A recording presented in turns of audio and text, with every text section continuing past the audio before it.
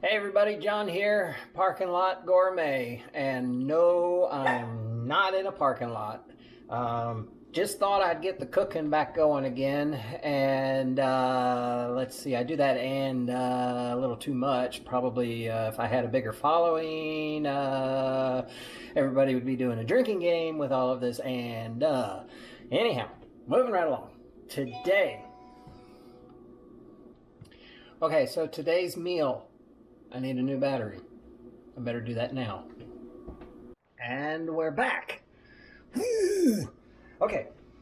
Special request. This video.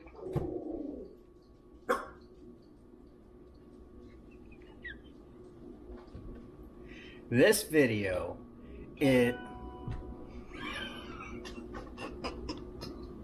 gotta stop this. Okay, maybe I can get through this really quick without all the interruptions from dog barkings and text coming in and trying to juggle too many things at once. Anyhow, what we got going on here, let's bring you down and show you, maybe. This is spaghetti sauce. Homemade spaghetti sauce, thank you very much, from scratch. Now, I didn't take you through that process, and I don't really know why. May not look as good on camera because you don't get to appreciate the smells. But one of the beautiful things about the smells, let's get you back onto me here. One of the beautiful things about the smells, it brings me back to my childhood. It brings me back to Grandma and Grandpa's house, the Italian side of the family. And man, it just, because I tried to make their recipe. Now what I did is I took close to 30 Roma tomatoes, and you blanch them and peel them. Now what you do is you take the tomato on the bottom side, not the stem side, but the bottom side, and you make a little X, just a very thin, narrow, not deep cut, just a little X. And then you take that and you put that into boiling water. Not a big, fast rolling boil, but hot enough to be boiling. And you leave it in there 10 seconds. If it's really a firm tomato, you may need to leave it in there a little bit longer. Sometimes 15, 20 seconds I had to with some of them. And next to that, you need to have a bowl of ice water and a lot of ice in it, okay? You take it from the hot water, you put it in the cold water, and that skin will just almost just peel right off, just come off so easily. If it doesn't, stick it back in the hot water, let it cook a little longer, you know, get that skin nice and soft to where when you put it back in the ice water, it just comes right off. If you want to see a video on that, let me know. I'll show you how to do that. The other thing that I'm not going to video is homemade pasta. I'm making my own pasta noodles for this dish. Oh yeah, what is this dish? Special request. I needed to make something ooey, gooey, and cheesy. And so just for you, it's Adrienne's Num Nums. That's right, I'm gonna make lasagna. Homemade, from scratch lasagna. Now I intended to put them in little ramekins so that they would be like little lasagna bites, easy. I can't find any. I thought I had some. So I went to a couple of thrift stores to go picking, and I was looking for them there. Even at the Walmart that I work at, they didn't have any. So I thought about I have these little loaf pans. I can't find those either. I don't know what happened to them. So anyhow, I'm just gonna make a small pan, about an 8x8 size pan of lasagna. And it's gonna be ooey, gooey, cheesy, scrumptiously delicious. And we're calling this lasagna Adrienne's Num Nums. Num num num num num num num, because it's going to be good. Now, you take the tomatoes, and once you get the skin off of it, you core the top out. You kind of just take that knife at an angle, and you core the stem out, and then you cut them in half. And I used a spoon today. It was just easier to use a spoon. You get all the seeds out, and any of the white, you want that out because that's a little firmer. And you set it aside. You dice it up, chop it up. You divide it up. You only put it in the pot a little bit at a time because you want the juices, and you want it to reduce. You take a potato masher or something, and you just mash it up in the pan. Should I share my secret ingredients? I like celery in mine. So what I do is I dice up a bunch of celery, then I put it in a food processor and I make it even smaller. And then I saute that with all my spices. Usually I'll do like a chicken neck or something and get some of that grease in there, get it nice and flavored.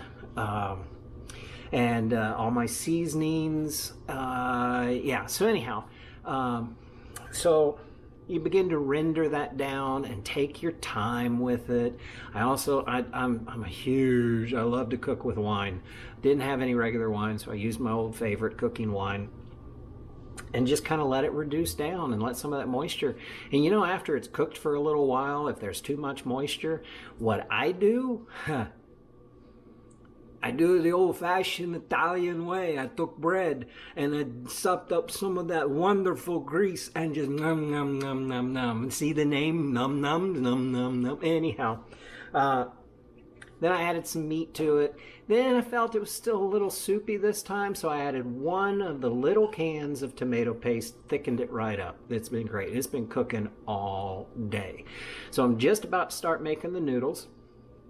Once I get that, then I'm gonna, the cheesy ingredient today is gonna be cottage cheese, ricotta cheese, an Italian blend of cheeses, and maybe an egg or two just to help hold that cheese all together. Then I'll top it with cheese, some more of that Italian blend cheese and Parmesan, and I'm gonna cook it in a camp oven so that it's kind of like I did this in the parking lot.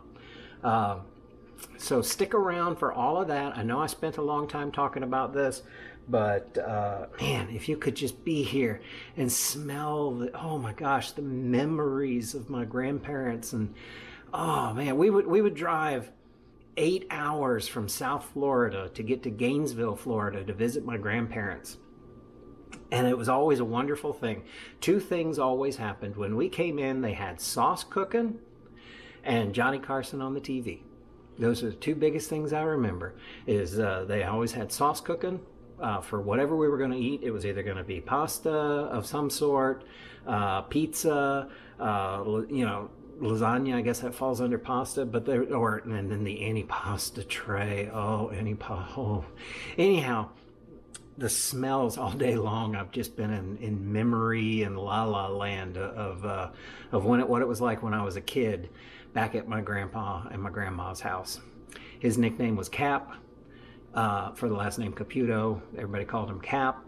And then my grandmother, her name was Lucy, and he used to always call her Lou. So it was Cap and Lou's house. And there's that and us. Make sure you take your drink.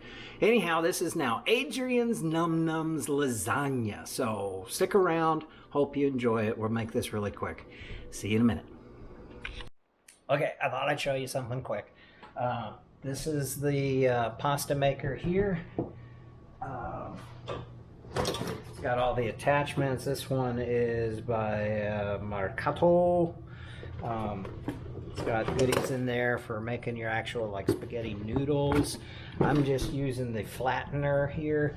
It attaches to the table. I'll step you through this anyhow. Don't buy this new.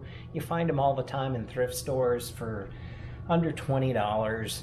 If you buy them new, you could pay $50 or more for it. Just get one from a thrift store. Don't worry about it. Also, over here, this is the rack for drying pasta.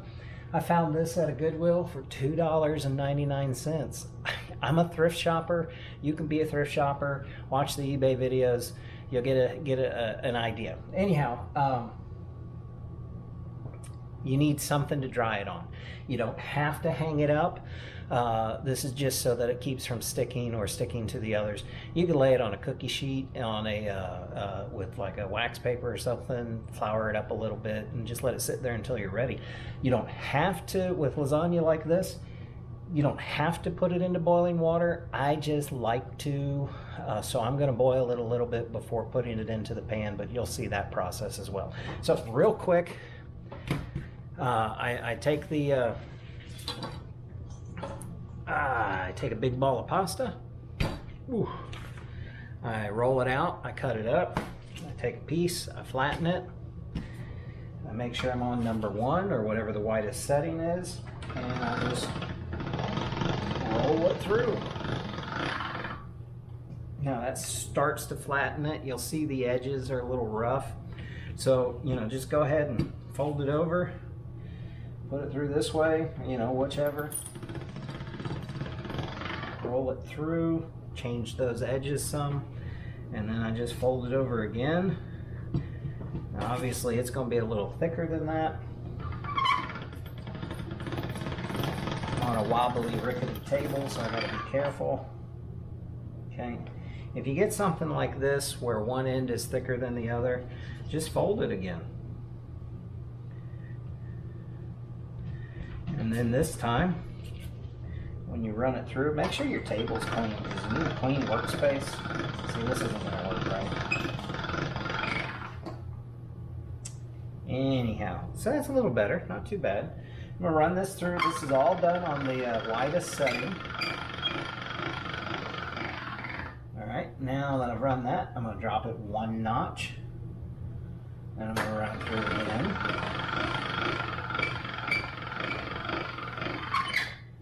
Drop it another notch. And each time I drop it, it gets thinner and thinner. And this is an awfully thin strip that I've got going on here.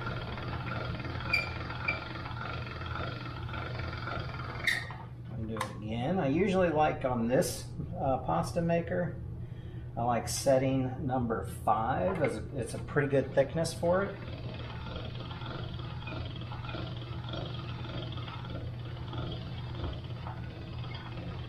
Now, if you want to get fancy, you can connect it right before you run it through that last time. This is getting a little long, so I'm going to go ahead and cut it because I'm working in a tight space here.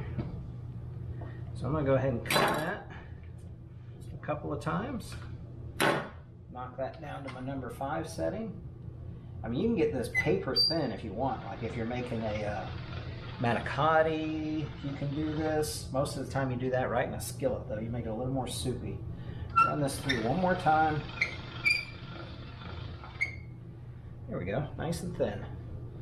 And let's go ahead and hang that over here. You get the idea. See you in a minute. Well, as you can hear, it's ready.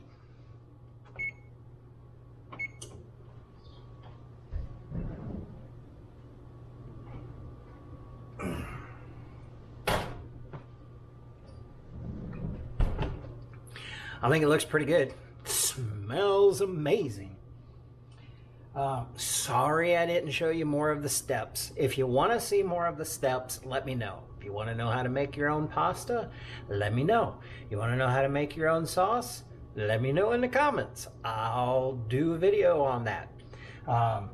You want to watch me eat this? Stay tuned. I'm going to let it rest, and then I'm going to chop it up, and it's going to be num-nums. Num-num-num-num-nums. Can't wait. See you in a minute. Okay, time to eat.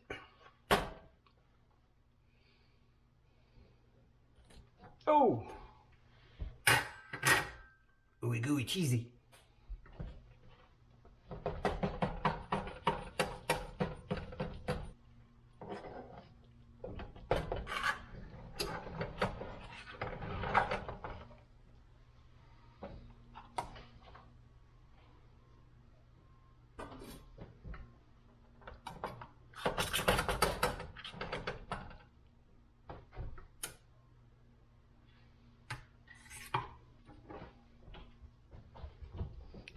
Alright, my masterpiece fell apart a little. Homemade noodles, homemade sauce, made from scratch cheese. Well, you know, mixed together at home. First bite roll. Let's turn this up. Get the light out of there. Okay, I'll bring my head down again. Alright, here goes nothing.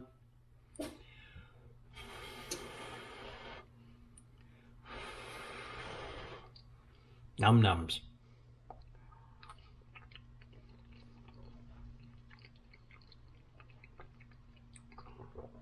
You don't know what you're missing. Oh my goodness. Try it from scratch. What else you got to do, right? It's delicious. It's ooey gooey cheesy.